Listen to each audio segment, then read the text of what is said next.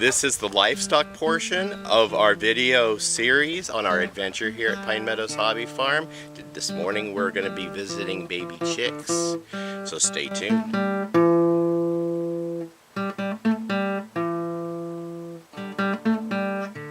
Everybody loves baby animals. I knew I do.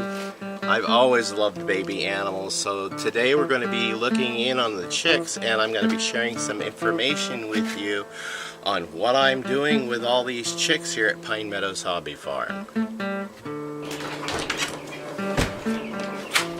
So we are involved in raising and hatching eggs for my chickens. I have found a market, a very good market for raising out feathered chicks about 6 weeks old and selling them for a little bit higher price. More people are more apt in buying those chicks rather than the tiny chicks, newly hatched, because they don't want to go through the trouble of putting them in a brooder and keeping a heat light on them or something like that. Which is understandable because some people are trying to keep their power bill down, or they just live off the grid where they don't have the capabilities of starting their hobby farm chicken population and keeping their chicks at a moderate temperature. The brooder, this is the homemade brooder I built, and I have a YouTube video demonstrating how I built it, really cheap. It is currently full of chicks. I have about 12 chicks in there. I'm averaging a hatch of maybe 3 a day, or 2 to 3 a day.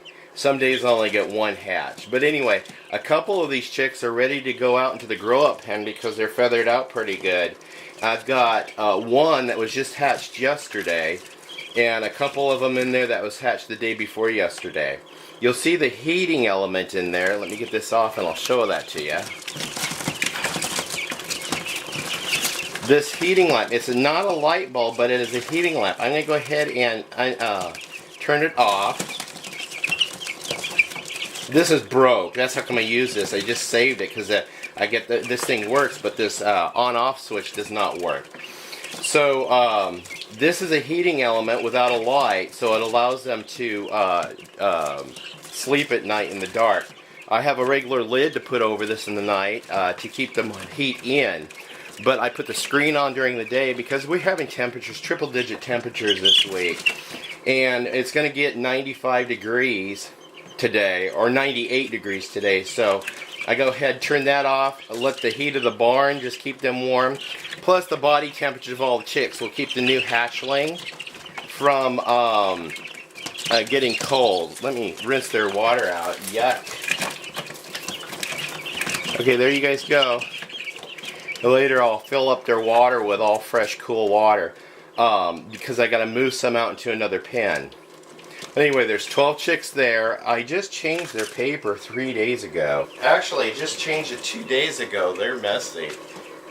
So we'll go ahead and get that cleaned up, changed, because, get this back on. This keeps predators, if they should get in, from getting to the chicks. The incubator and the brooder have been going full time since the chickens started laying eggs. I moved all the eggs into the hatcher. They're starting to hatch now, and I've got this many eggs recharged into the incubator. These eggs have been in the incubator for a week. I'm going to go gather more eggs and fill them up, and so I rotate them every week. Right now we have in the hatcher some hatchlings. I've got 2 baby chicks over here that have hatched and dried out. They hatched today. I've got another one hatching right here. Unless it's died. Nope, it's hatching.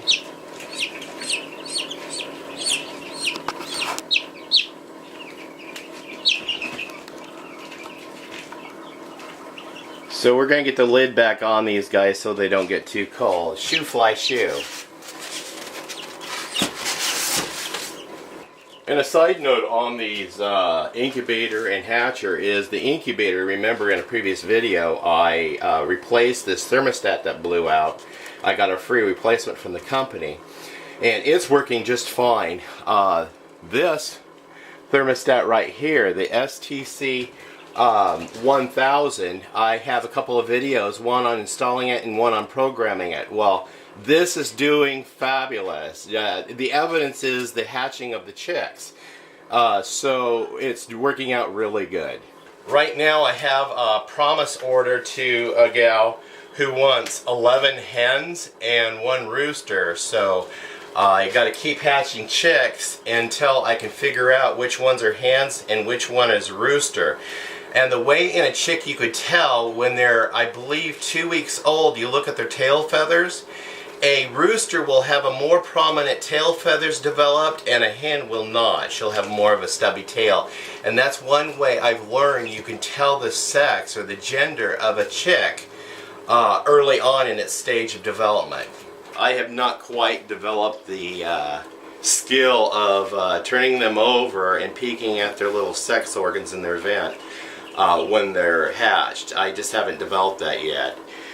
So right now we just wait and see. Besides, it doesn't make any difference anyway because I raise them out till they're fully feathered and I sell them for more money that way. So that's it on the update on chicks and why I'm raising them even through the summer. So I want to thank you guys for joining me on this episode of the Livestock series and looking in on raising baby chicks. I'm Jerry Hansen, your host here at Pine Meadows Hobby Farm. Please subscribe, give me a thumbs up, leave a comment, and I may see you guys in another video. Bye-bye.